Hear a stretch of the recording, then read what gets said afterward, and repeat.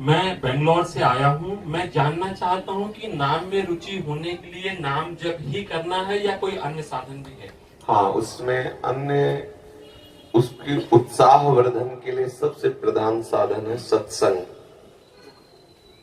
साधन को हरि भजन है, कह सत्संग सहाय। जैसे हमें किसी मार्ग में चलना होता है तो पहले मार्ग बताने वाला हमें चाहिए। जहां हमें चलना है हमें उसकी जानकारी के साथ हमें उत्साह वर्धन करने वाला चाहिए। फिर हमें चलने के लिए सामर्थ्य चाहिए। सत्संग हमें उत्साह वर्धन कराता है।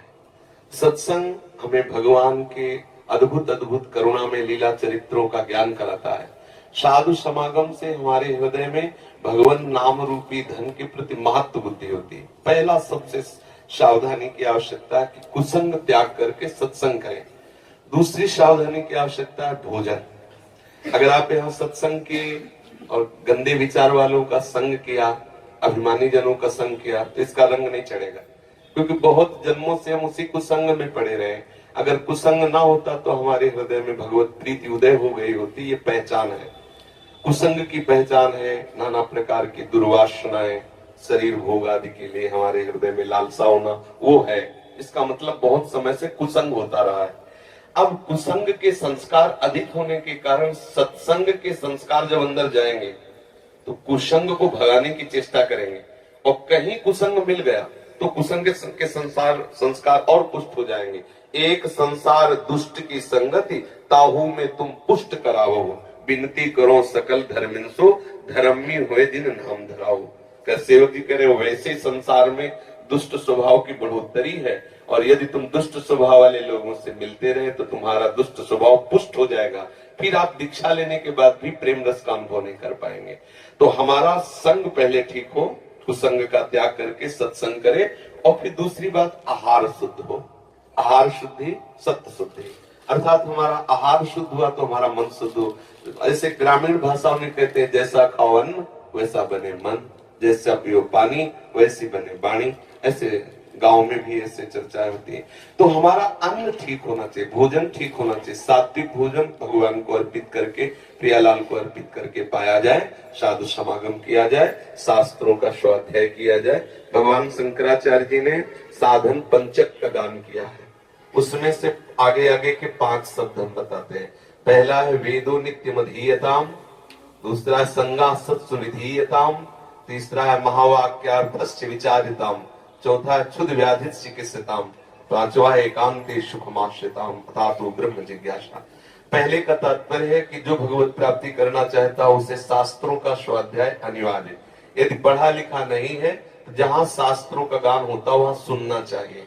श्रवण से भी पठन का लाभ प्राप्त हो जाता है। श्रवण और पठन का एक ही फल है। सेवक हरिवंश महाप्रभु ने कहा, श्रवण सुनत प्रापक रति राधा पद अम्बुज सुकुमार। यदि हम प्रियालाल की चर्चा सुनते रहे, वाणी सुनते रहे, तो हमें प्रियालाल के चरणों में प्रेम हो जाए। वेदो नित्य मधीयताम, शास्त्रों का हम नित्य स्वाध्याय करें या श्रवण करें। संगा सत्सु विधीयताम, हम संग करें तो महापुरुषों का संग करें, जिनके संग से हमारे अंदर के विकार मिट जाएं, जिनके संग से प्रभु प्यारे लगने लगे, जिनके संग से हमें संसार के भोग के प्रति हे बुद्धि हो जाए, ऐसे संतों का हम संग करें।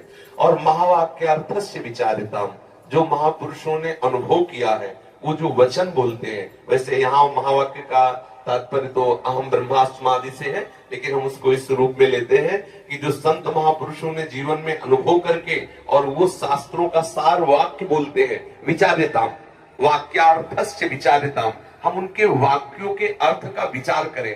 जो संत जब कहते हैं हम उस विचार में डूबे, उसे आचरण में उतारे। फिर बात कही, क्षुद व्याधि चिकित्सिताम, क्षुधा रूपी व्याधि की चिकित्सा करें।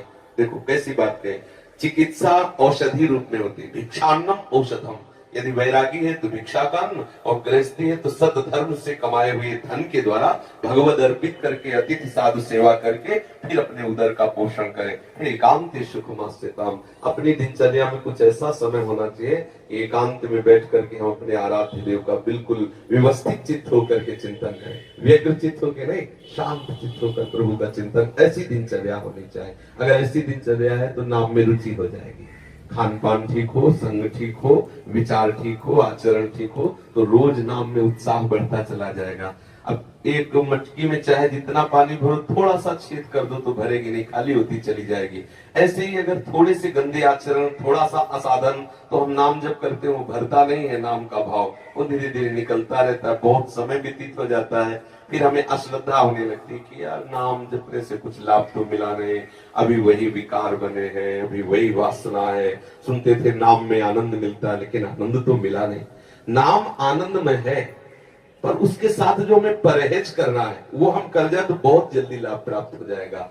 धीरे धीरे धीरे धीरे नाम का प्रभाव ऐसा चढ़ेगा कि जिह्वा को और कुछ अच्छा ही नहीं लगेगा। ये जो षट्दश आदि व्यंजन है बिल्कुल अच्छा नहीं लगेगा। देखो, जिसको सांप काटता है ना गाँव में, उसे नीम की पत्ती खवाई जाती है पहचान करने के लिए जहर चढ़ गया कि नहीं। पूछा जाता है कैसा लगा, उसने कहा कड़वी, तो बोले सांप जहरीला नहीं था क्योंकि जहर नहीं चढ़ा। और अगर उसने बोला कि नीम की पत्ती मीठी, तो बोले बस सांप का जहर चढ़ गया। संसार कैसा, दुखालयम, बोले नहीं मुझे सुखमय लग रहा है, बोले जहर चढ़ गया। ये काल रूपी सर्प का जहर चढ़ गया, क्योंकि विषय मुझे जो दुख देने वाले वो सुखमय लग रहे हैं। अब झाड़ने फूकने वाले अपना मंत्र शुरू कर देते हैं। संत महात्मा है झाड़ने फूकने वाले, उपदेश दे के मंत्र दे करके उसके विष को उतारते हैं, और जब तक वो विष नहीं उतरता तब तक उसे नीम मीठी लगती है।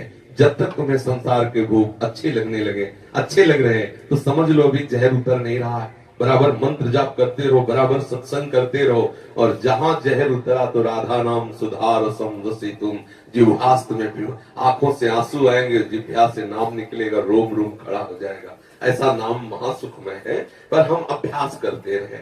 जिन संतों को स्वाद मिला नाच नाच करके जगत को पावन कर दिया, हरि यश गा करके। इसलिए नाम जापक को चाहिए कि भोजन और संग दो पर दृष्टि रखें।